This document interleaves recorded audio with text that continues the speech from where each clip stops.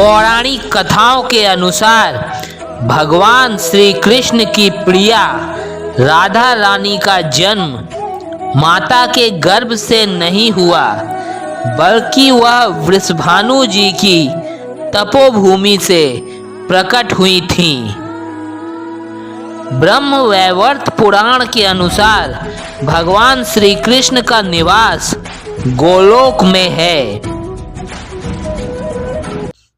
जहाँ कान्हा रहते हैं वहीं उनके सभी भक्त अनुयायी और प्रियजन भी रहते हैं। स्वयं राधा रानी श्री कृष्ण के साथ गोलोक में निवास करती हैं। एक बार की बात है, देवी राधा गोलोक में नहीं थीं। उस समय श्री कृष्ण अपनी एक सखी विराजा के साथ गोलोक में विहार कर रहे थे। विराजा भगवान श्री कृष्ण और राधा जी दोनों की प्रिय सखी थी और भगवान श्री कृष्ण की अनन्य भक्त भी थी। राधा जी को जब इस बात का पता चला, तब अपनी लीलावश वे क्रोधित हो गईं और तुरंत श्री कृष्ण के पास जा पहुंची।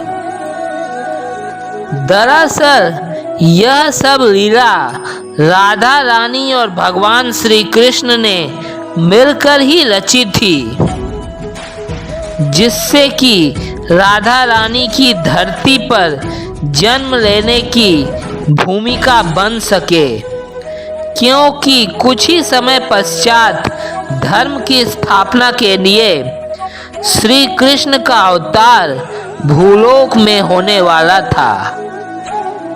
राधा रानी ने कान्हा के प्रति अपना क्रोध प्रकट किया और उन्हें भला बुरा कहने लगीं। श्री कृष्ण के प्रति राधा का क्रोध देखकर कान्हा के मित्र श्री दामा को बहुत बुरा लगा और उन्होंने राधा रानी को पृथ्वी पर जन्म लेने का श्राप दे दिया।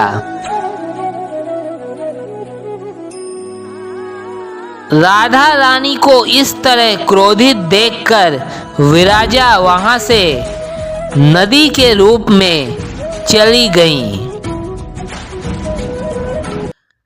इस श्राप के बाद देवी राधा ने श्री दामा को राक्षस कुल में जन्म लेने का श्राप दे दिया।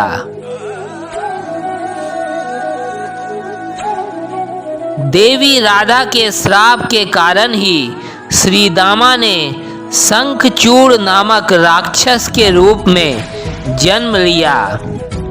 वही राक्षस जिसका वध स्वयं भगवान विष्णु ने किया था। देवी राधा ने वृषभानु जी की पुत्री के रूप में पृथ्वी पर जन्म लिया। लेकिन राधा रानी वृषभानु जी की पत्नी देवी कीर्ति के गर्भ से नहीं जन्मी।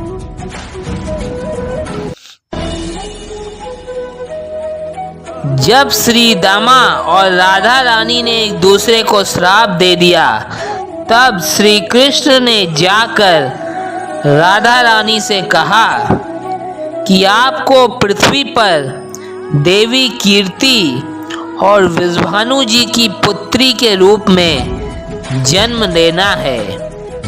वहां आपका विवाह रायण नामक एक वैश्य से होगा।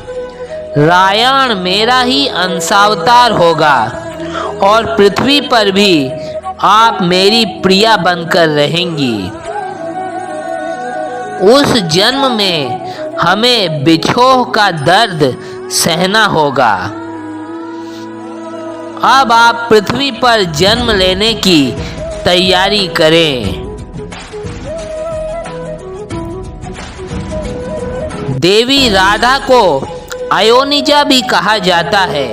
कहते हैं कि नृगपुत्र राजा सुचंद्र और पितरों की मानसी कन्या कलावती ने 12 वर्षों तक तप करके ब्रह्मदेव से राधा रानी को पुत्री रूप में प्राप्ति का वरदान मांगा था।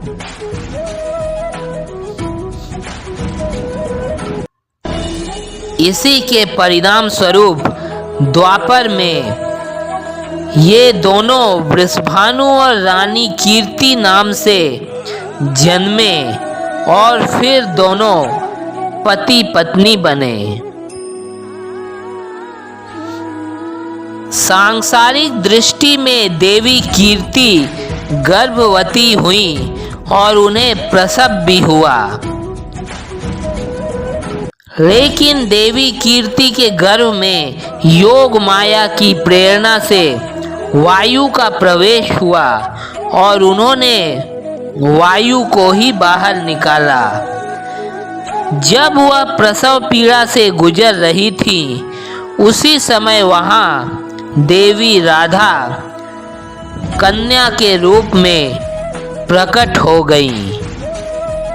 राधा रानी जब बड़ी हुई तो उनके माता पिता ने रायण नामक एक वैश्य के साथ उनका संबंध निश्चित कर दिया, जैसा कि भगवान श्री कृष्ण ने राधा जी के जन्म लेने के पहले कहा था।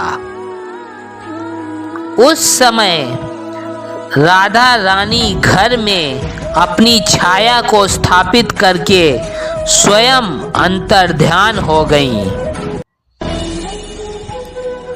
उस छाया के साथ ही रायण का विवाह हुआ और रायण को लगा कि उनका विवाह राधा रानी के साथ हुआ है। राधा रानी के जन्म के संबंध में पद्म पुराण में भी एक कथा मिलती है, जिसके अनुसार एक बार जब श्री वृषभानु जी यज्ञ भूमि साफ कर रहे थे तो उन्हें भूमि कन्या रूप में श्री राधा प्राप्त हुई थी।